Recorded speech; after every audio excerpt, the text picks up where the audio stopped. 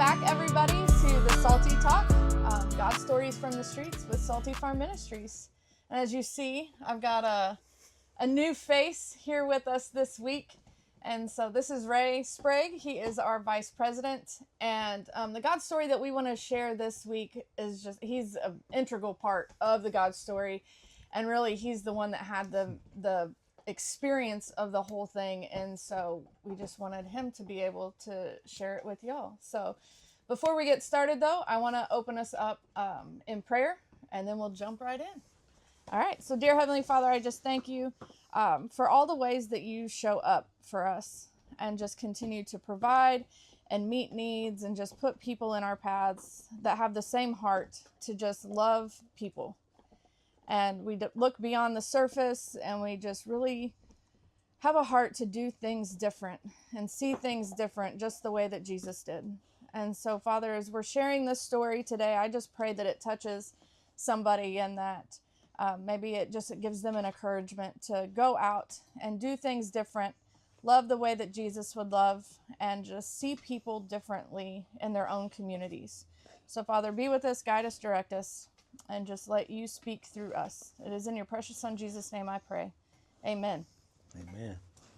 All right, so like I said, Ray is our Vice President, but he's so much more than that. So he's our go-getter, always out and about. And met Ray, gosh, how many years ago?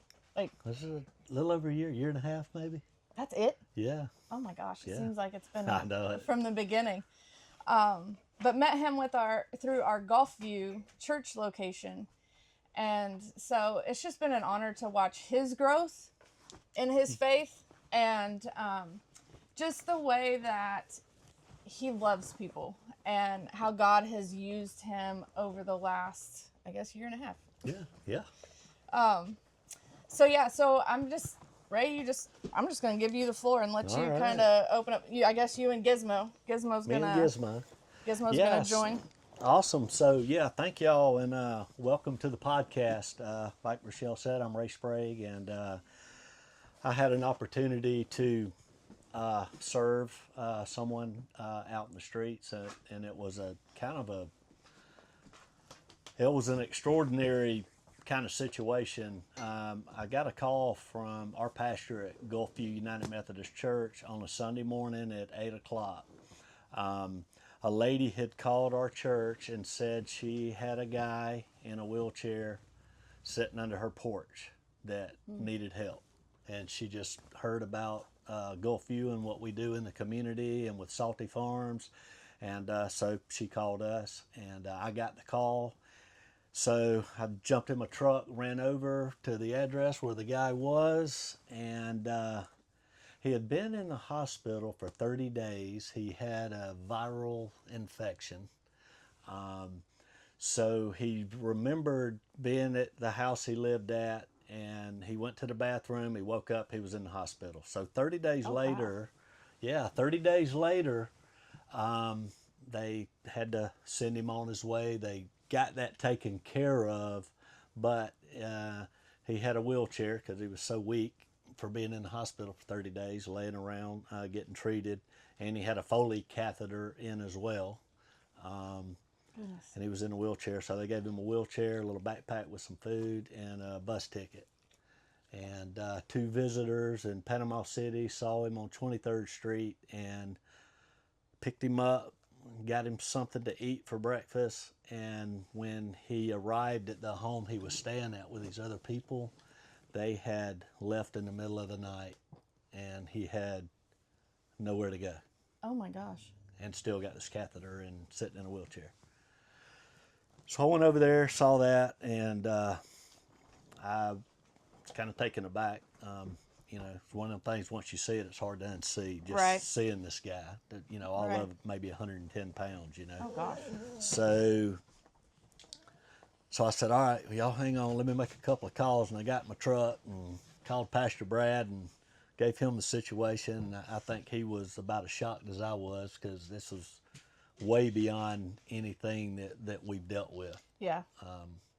So called him. I said, okay, he's got to do a sermon, and I was going to visit another church on behalf of Salty Farms to talk about what we do and get a partnership. So told the lady, look, we're going to give us till after lunch. We got to make some calls. It's Sunday. Nothing's open. There's nowhere to go, nothing to Right. do. So I go about going to the appointment I had, and I'm just sitting here running through my head, what in the world do I do? I mean, I was kind of in shock. Yeah. I mean, I didn't know what to do.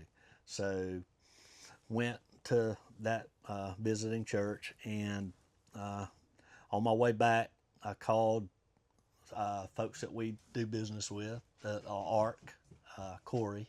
So he runs the ARC. I called him, told him I had an emergency situation, and he said, yeah, as long as he can get up and take care of himself, you know, go to the bathroom, do those kind of things, then he'll be fine. So I took him over to the ARC. So that gave us a week. He kept him over there from Sunday to the following Monday, so a little over 8 days or so. And I went and checked on him, and then, so let's get back to some friends of ours on the street. So we have a friend on the street that's a volunteer as well, that was staying at the ARC, and I don't know if he still is or not, Will. I think so. Yeah, so I saw Will over there when I was checking on him, and Will just kind of took to him and kind of looked after him while he was there for those few days, and I'd go drop by and make sure he had food and everything was okay. And in the meantime, trying to find him somewhere to go. Yeah. So I start calling around, called the rescue mission first, and you know they couldn't take that situation in at their place. They just didn't have the facilities to take care of this. So I realized that we had a gap here in Bay County. There's that gap because the guy he doesn't have disability, food stamps, or Medicaid. I think this is something, the gap is like an ongoing thing that we run into, because even people that do have disability, a lot of the programs in our area like require you to work. And if they have a disability, like a legit disability, and aren't able to work, then that just excludes them from receiving services. Absolutely, Or other thing, like programs have such like these requirements of ways that they can meet needs, and what they require as far as being a part of their program. And I think we find that a lot out in the streets of those that we serve, is like they're in this gap of not eligible for services that are currently available. Absolutely. Which makes it a challenge for us trying to get people off the streets and into things. Yeah, exactly. And in this situation too, it's like there's nowhere for this guy to stay. Yeah. I mean, can't stay at the ARC because there's programs there that you have to meet, and he didn't meet those. So in the meantime, disability can take 6 months, a year, however long. So you've got a guy that has nowhere to live until all this stuff starts coming in. So that's where we found ourselves. So I'm, calling around all during the week, all these places, and there was just really not a fit. And I'm down to the last day. It's Monday morning, and I called Rochelle and JL and said, I don't know what to do, and and I've been praying. I was praying the whole time, and just God put people in front of me that can lead me in the right direction. Now, when I did call the rescue mission here, they sent me a resource document, and one was the waterfront rescue mission in Pensacola. They've got a little different setup. They got a medical clinic and all this kind of stuff. So I'd called them earlier in the week a couple of times and never got a call back. So, oh, wow. So I'm like, okay, all right, so I don't know what to do on that one. Just keep calling. But so we got down to the last, it was that morning. I was going to the ARC to go pick this guy up, and I was either going to take him to the emergency room and have them take care of him medically, and then, take him to a nursing home or something. I didn't know what to do. I couldn't leave him in the street. There's no way that was going to happen. Yeah. So I called Rochelle and JL, and I was distraught, and we just prayed, and Rochelle sent me a email back and said, call Water Sound, And I said, oh yeah. I said, okay, that's the one I've already called a couple times. Nobody calls me back. So so I did. When you sent that, I said, okay, I'm gonna this. Here's my last shot at it. Yeah. And I called, and they picked the phone up. Look at that. And I think it's just like, it's so crazy because in this whole thing, it's just like God's timing. yeah, You know what I mean? Like, yeah, I didn't even realize that you had called them already and they hadn't answered yeah. until That, until we were like our I mean, I Red was Sea hours moment, away. Yeah, it like was Red Sea moment. absolutely. It was. And you're staring. I remember talking to you that morning, and I was just like, you just looked and sounded so defeated, and like, I was. you know, like you said, how do you pick somebody up from shelter and put them out on the street and say, sorry, there's nothing more we can do for Yeah. you? And know, I and couldn't do it. I wouldn't have been able to do it. I couldn't do it. It's like, it is. I mean, I think that's one of the hardest things about ministry and what we do going out into the streets is when they're looking for something and there's nothing that we can point them to outside of Jesus. Yeah. And Like, you know how we go through these highs and lows, and I was kind of in a low yeah. at that point, and I think God put that challenge in front of me to lean on Him and put my faith in Him. You know, when I was just there, and He challenged me. He says, "No, I'm here." He said, "You got to seek me," and He put that challenge there, and it just renewed my faith. Cause I mean, I prayed so much about this over those 8 days, and please God, just help. I mean, I'm here. I'll do whatever you tell me to do, and He came through at the last minute. He was, you know, He's build me up, build me back up. Yeah. So I think what was most interesting with the whole thing is I got to know this guy. It was a 2-hour drive to Pensacola, and I just, you know, hey, what's your story? You know, I mean, what's going on, and you know, tell me about your life a little bit. And so this is what you don't see when you're riding around and you see somebody on a bicycle, or you know, that you kind of know, you pick up that they're homeless and all that, but you really don't know what their story is. And this guy, I was talking to him, and he told me that he had severe dyslexia, and that his parents were alcoholics, and he didn't do very well in school, so they beat him pretty much every day to try to beat, you know, education into him when he had this disability. And he said, remarkably, just some of his acute memories on this was, you know, there was only like an hour to an hour and a half in every day that they were tolerable, and that was in the morning they were mean because they were hungover, and then later in the afternoon they would have more alcohol, and they were kind of in that, you know, friendly zone. And then as the night went on, they would become abusive and beat him. So every day, you know, for 12 years of his life, he had an hour a day maybe that his parents, you know, he could be around them. And so he decided he was leaving. He ran away, quit school in the 6th grade, and survived.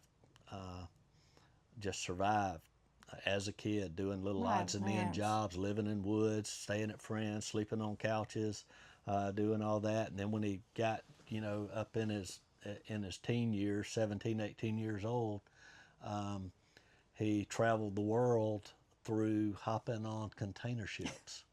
Like walk up, get a job on a container ship, and sometimes if they didn't have openings back then, you could pay them a couple of $100, and you could ride and just get off at whatever port you want to get off of. And so he told me he's been to the South Pacific, like Polynesia, Micronesia, Guam. He's been to Australia, all over Australia on container ships. He South America. And he said he was in South America long enough that he was a tour guide for some tomb over there, an ancient tomb. So he was a tour guide at one point. That's crazy. Yeah. So I'm like, this guy's traveled all over the world, you know, left home at 12 years old and survived. But the one that really got me was he ended up in Alaska. Some friend of his, that their family had a mining shack in the wilderness of Alaska, and his friend inherited it from the family, and they went over together in a plane, had to drop them off with supplies and all that. And after about a week, his friend was like, I'm done with this. I don't know that I'd last a week. he said you could stay here, you know. So he said that he ended up staying 7 months. He said in the springtime you could get down there in the and pan in the spring, and when it was cold, they had like a mine or a cave that you would just dig rocks out and do all that. How old was he when he did that? I didn't ask him how old he was at that point in time, but That's wild. So the guy left him a rifle and 200 rounds of ammo, and they had a CB radio to call, but it quit working, so he couldn't call anybody to come get him. So he had a map, and when he started going through the map to figure out how to get out of there, the closest town was 758 miles from where he was. That sounds like Old Testament Bible times. Like so walking. I'm like, what'd you do? He said, I had to hike out. I said, what? I said, no way, man. There's no way you hike through a wilderness. And he said, yeah. He said, when the spring come and the snow was starting to melt, I took off, and it took me 3 months. And I found a remote village after 3 months of hiking. And they said, we've got a supply plane coming in 2 more weeks, but you can stay here with us. We'll take care of you till they get here. Right. So he jumped on that plane, went anchored to Alaska. He went and cashed his gold in. He had $9,000 worth, and made his way back to the lower 48. That is crazy. So can you, I mean, just imagine. I mean, I was like, wow, man, you've had just an awesome, I mean, that's an awesome That could be a life. documentary story. That's why I told him, I said, you need to write a book on this because it was amazing, but you'd have never known all of that by just, if you just saw that guy or even had a casual conversation from him, you wouldn't have known this. And I was just so amazed, and I'm still amazed by it, that he was able to do what he did. And, but so we got him up. We got him up to Pensacola, up at the waterfront, got him in, talked with Palmer that you know. Yeah, so that's even a God story in and of itself, because when we first moved here, you know, we didn't know anybody. And we knew we were going to need resources because we were going out in the streets right where they were. And of course, our heart's not to leave them there, you know, and just if they were ready or when or, you know, whatever, if we could get them into something, we would want to get them into something. And so I remember I went into the Hope Haven. Palmer worked for Hope Haven, and they had a thrift store here in Panama City Beach. Yeah, I know exactly which one you're talking about. Went into that, found out about Palmer and Hope Haven, and told them about Salty Farm Ministries. And so got connected with Palmer. And Palmer was like my one resource connection for a really long time. And then whenever he actually left this area and went to Pensacola. I remember him telling me that. And I was like, oh my gosh, what am I, like, you were my lifeline to resources. What am I going to do? And so he gave me like the black book, like his list of all the resources, and that is how Salty Farm Ministries built our resource list.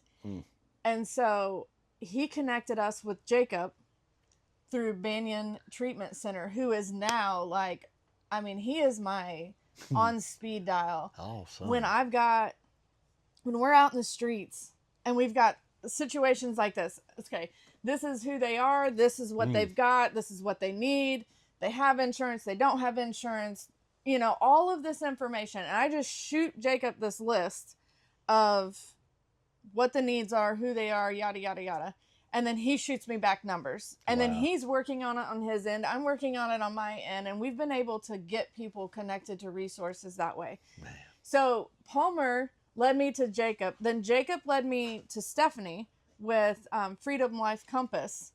And Stephanie is who I reached out to because she's super connected outside of Bay County. And clearly we had to go outside of Bay County because there wasn't anything here that could help him. And so I was like, all right, Jacob's my like rehab person. And then now she's my everything else person. And so I reached out to her and I did the same thing. This is what we got. And she's the one that referred to the waterfront rescue mission. And it was so wild that when you came back and said, do you have any idea who I just talked to? And whenever you said it was Palmer, I was like, you've got to be just complete full circle of when we first came to Panama City Beach.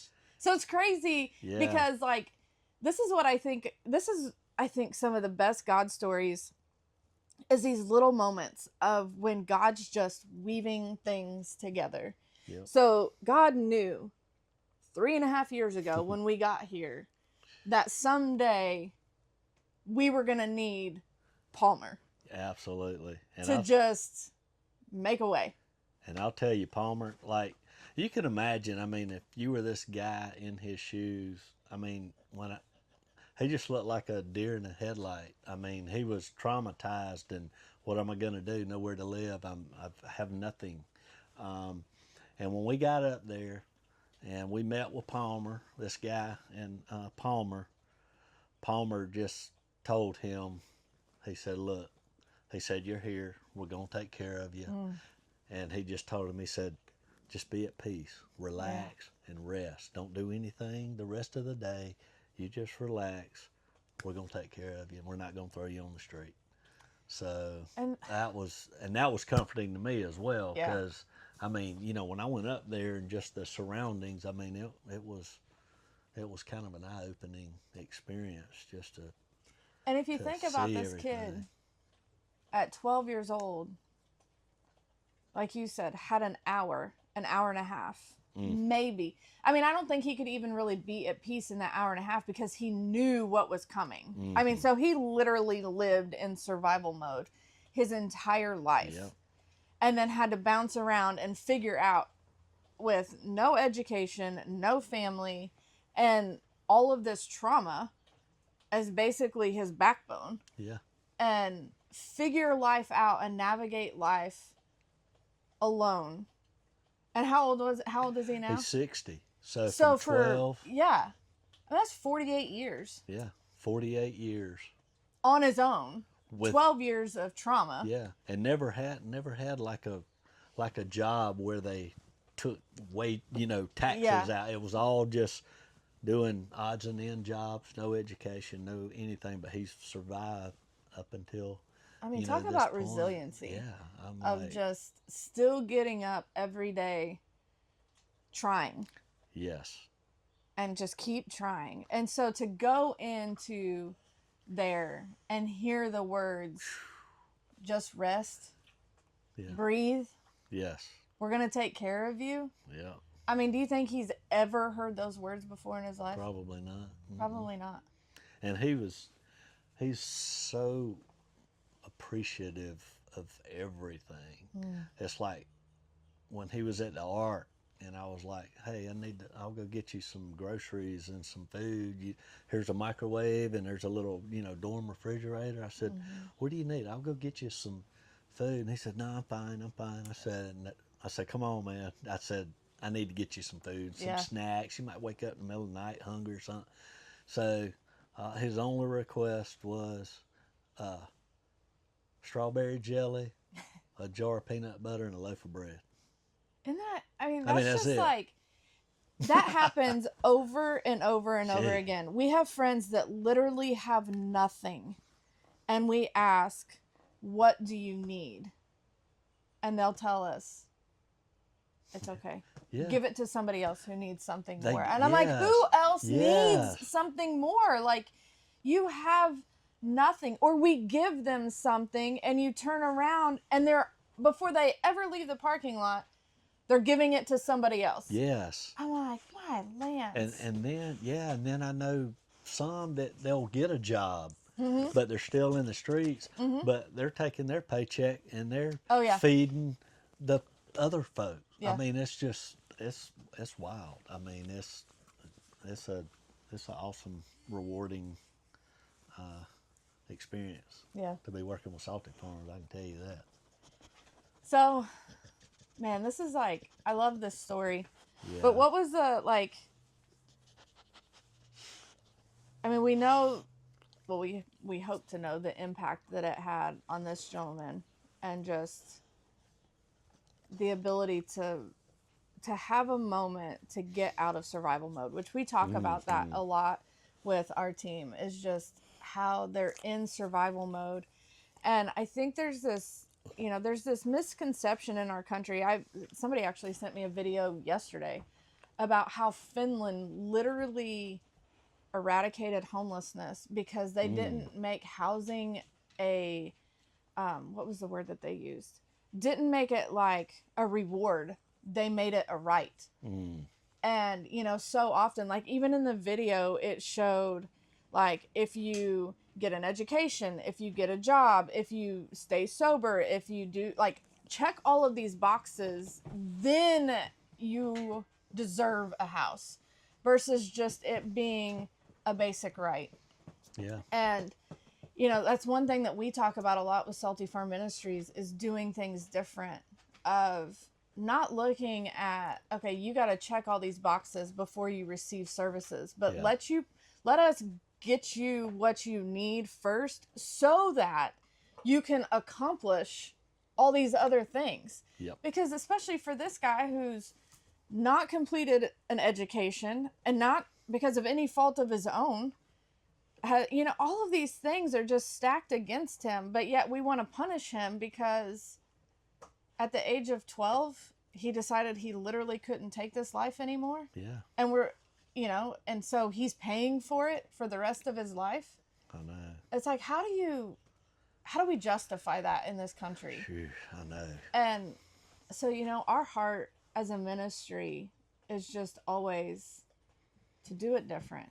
Like, our first mission is meet needs, restore dignity, bring hope, empower purpose, and cultivate community. Yep, absolutely. It's not, That's what makes this ministry stand out above. I've been involved with a lot of ministries in this area, but this one stands out way beyond, just by going that extra mile. And yes, trying to build the relationship and not just handing stuff out. We're trying to, help these guys, get on their feet and get moving. Going around and getting IDs, taking people for drug tests so they can get a job. I'm running around with toolbox and bicycle pumps in my truck. Yes. Squirting rusty chains and, changing tubes and pumping up tires so they can keep moving. And it's just, that's, what our volunteers do. It's not just, hey, here's a sandwich, see you next week kind of thing. Good luck. It's like, you're our friends, and it's a relationship. And I have several of them's phone numbers and call them several times a week. Just, hey man, how you doing? Check on them, and they'll call me and check on me. Isn't that Not so just crazy? calling up and say, hey, can you do this for me? It's, hey, I just wanted to tell you, man, thank y'all at Salty Farm. Thank y'all for everything y'all do. We love you. And that's the conversation. Or sometimes when I'm feeling drained or, low, you get down in them lows, they have a conversation with them, it just picks you right back up. So it's friends. Truly friendships with some of these guys. I know I've gone out in the streets several times, just exhausted. Yeah. And, they see it, and they are like right there of like, what do you need? What do you need? And they want to serve me and love on me and encourage me and pray for me. And I'm like, man, if people would just give people a chance, and this is all people, like too often we just look at the surface. Like you said, if you just drove by and looked at the surface and never had a conversation, a real conversation, and built a relationship with them, you miss out on so much Absolutely. of what this world has to offer, because people they have incredible stories and incredible strengths and Yes. resiliency and like the want to take the time Absolutely. to get to know people. Yeah, like one of our other success stories. You remember the guy? He's got a full-time job. He's been promoted, twice already. Living out in the streets for, over a year that we would serve on Tuesday nights. Full-time job, been promoted twice. Has a house, paying rent. Has a place to live. And You want to know what? I don't know that you know this. So now he comes to Thursday night, and he got another friend on the street a job on his team and is teaching him everything in HVAC. So now they're able to live together. Yes. So they've got a job together. They live together.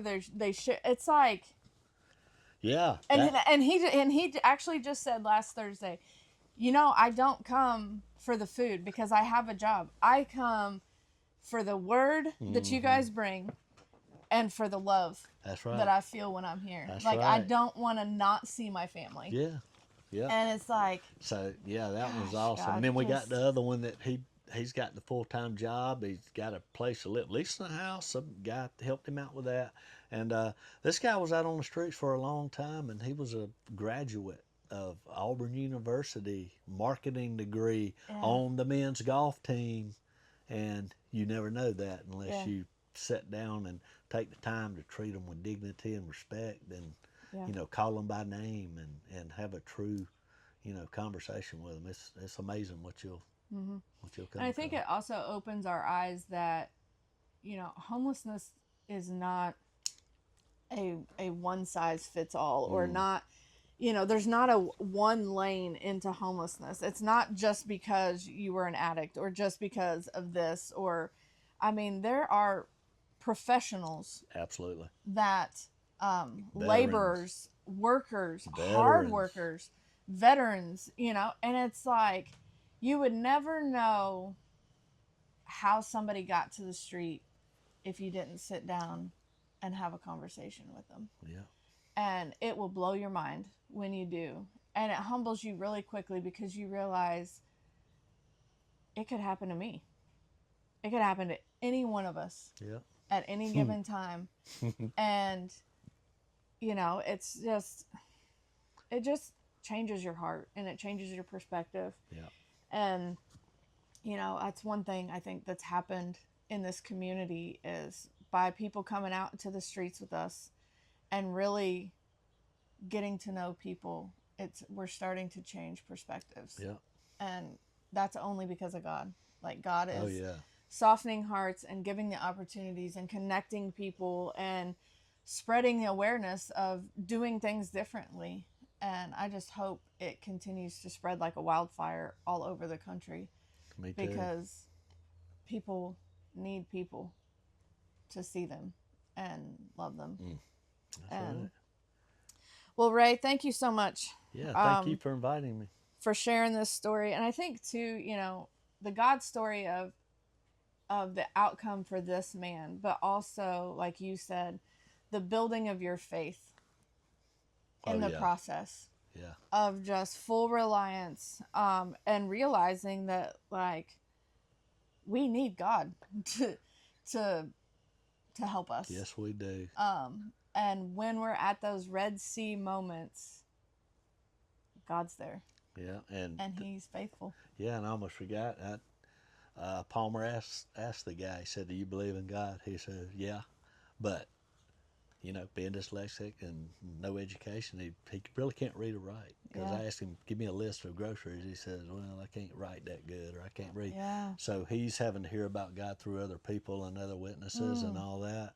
And basically, when he told me the story about coming out of that wilderness on a 3-month hike, I said, "God's not finished with you. Amen. He's going to use you." So he's not finished.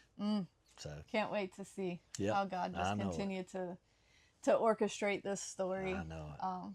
What we get to share on here is just like the beginning, or just like this little blip yes. of the story that God has for each of these lives. So, well, thank you, Ray. Thank you all for watching or listening, And if you are listening, we do have a YouTube channel, so you can watch all of these episodes. And if you want to just connect with us and see how maybe you can serve alongside us or be a part of Salty Farm Ministries in lots of ways, just go to our link tree and you'll see all the ways that you can connect with us. Go to our website. We're constantly adding new information and updating God stories and opportunities and all of that as God just continues to grow Salty Farm Ministries. So thank you all so much. We just pray that you have a blessed week, and just go out and be the hands and feet of Jesus. Talk to somebody that may be different than you and really listen for their story and see if it transforms your heart in the process. So love y'all. Be blessed. Have a great week. Love you.